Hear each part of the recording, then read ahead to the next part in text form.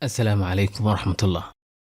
Waxaa dhici karta markaad sun maqashid aad u fahantid inay tahay wax khatar ah oo dhibaato jirka u geysanaya hadduu saameeyo. Laakiin waxaan barnaamijka maanta ku soo qaadan maadooyin sun ah oo loo isticmaalo dawo ahaan maanta. Sida sheekada idihii dhashooda hal il ku dhasheen oo maadadii sababtay markii la ogaaday laga dhigay dawo la isticmaalo. Oo suntu si ay dhibaato u geysato waxa ay ku xiran tahay inta ay tahay oo Ingiriiska waxa oraah caan ah noqotay the dose makes the poison. Carabigana as-sumiyya fil kamiyya oo macnaheedu yahay shaygu wuxuu sun noqdaa haddii xadkii loogu talagalay ka bato. Haddaba waa kuwan marka 5 maado sun ah oo loo bedelay dawo la isticmaalo. Dawadii ugu horreysay oo laga dhaliyo sun xayawaan ayaa waxaa la dhihi jiray captopril oo loogu talagalay dadka dhiigkarka qaba. Dawadan ayaa waxaa laga dhaliyay sunta nooc ka mid ah abeesooyinka oo Ingiriiska loo yaqaan South American pit viper. Abeesada tan ayaa sunteedu waxa ay keentaa inuu hoos u dhaco cadaadiska dhiigga. Marka xayawaankii ay abeesadaasi qaniintay, cadaadiska dhiiggiisa ayaa aad hoos ugu dhacaya, taasoo keenaysa in maskaxda iyo xubnaha kale ee jirka xayawaankaasi uusan dhiig fiican gaarin. Waxayna arrintani sababtaa inuusan awood u yeelan inuu ka cararo abeesadii qaniintay. Sidaas ayay abeesadaasi u adeegsataa suntaas oo xayawaankii ay rabtay inay cunto awood uma yeelanayo inuu ka cararo. Marka saynisaano ayaa suntaasi baaray iyo sida ay dhiigga u saamayso, waxayna ogaadeen inay saamayso cadaadiska dhiigga.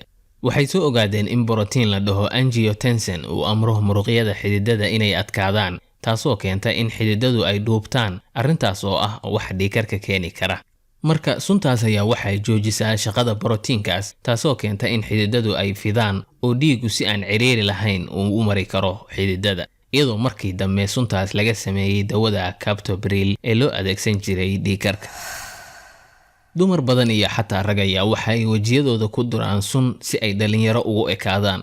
Sida atriishooyinka filimada dhiga iyo dadka lacagta haysta ayaa dhakhaatiir u taga si wajigooda sun loogu duro. Suntaas ayaa waxaa la dhahaa botox. Waxaa suntaas dhaliya bakteeriyo. Bakteeriyadaas ayaa waxa ay samaysaa sun la dhaho botulinum toxin.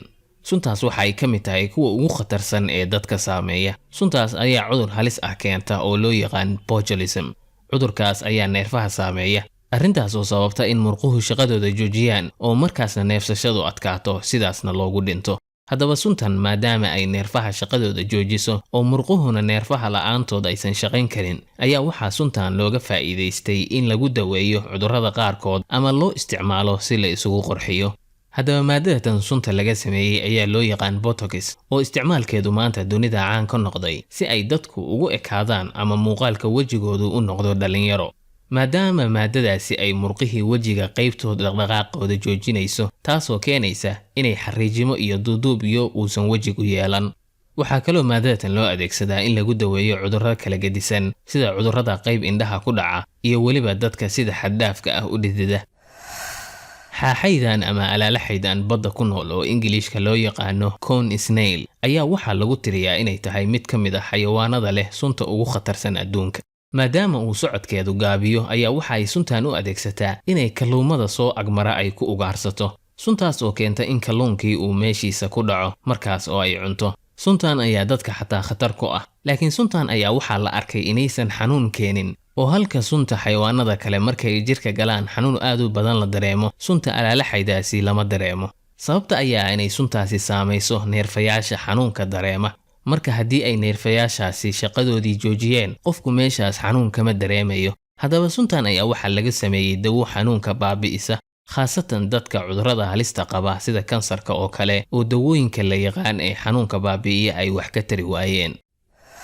Sanadii 1957 ayaa xoolo dhaqato ku noolaa gobolka Idaho ee Mareykanka waxay arkeen arrin cajiib ah oo ku dhacday xoolahoodii.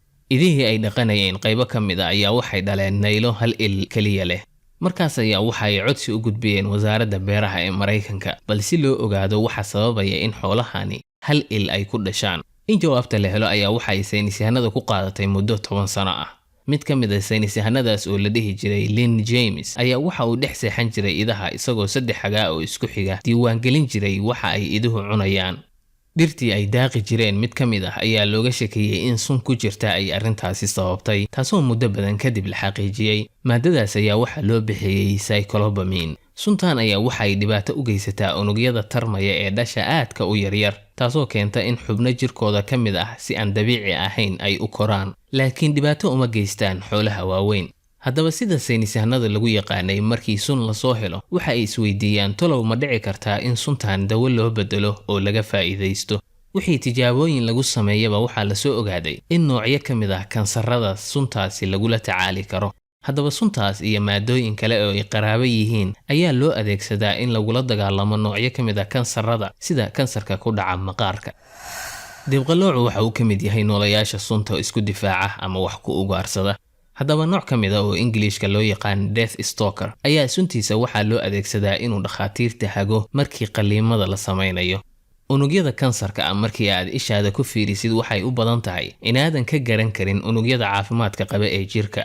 marka dhakhaatiirtu marka ay qaliin ku sameynayaan qof kansar qaba oo ay rabaan inay unugyada kansarka ah ka gooyaan, ayaa waxaa dhacda mararka qaarkood in kansarkii qayb ka mid ah ay jirka qofkii qaliinka lagu sameynayay uga tagaan.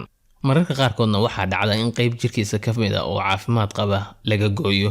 marka sunta dibqaloocaas ayaa waxay u sahashay dhakhaatiirta inay si fudud ku ogaadaan meelaha kansarku ku faafay, oo suntaasi waxay ku dhagaysaa unugyada kansarka ah.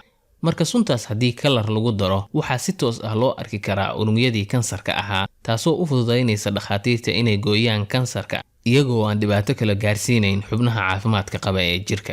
marka suntu haddii ay dhibaatooyin keento ayaa waxa ay saynisaanadu ka fakaraan dhibaatadaas ma loo bedeli karaa qaab looga faa'iideyso oo aan dadka dhibayn. intaas ayaa noogu jooga barnaamijkii maanta. intii aan mar dambe kulmi doono nabadgelyo. wassalaamu calaykum waraxmatullah.